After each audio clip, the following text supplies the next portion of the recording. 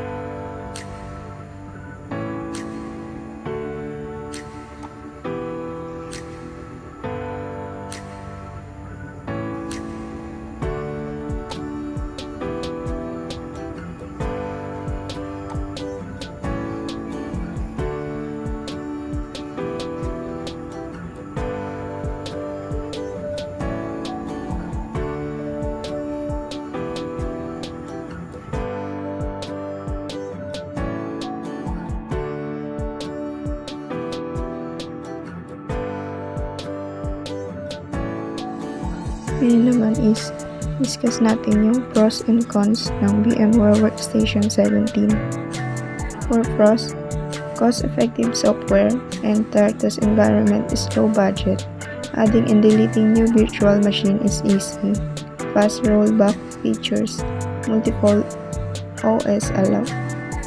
And for cons naman, need handling skills, not best for complete physical product testing, lack of reliability, low performance.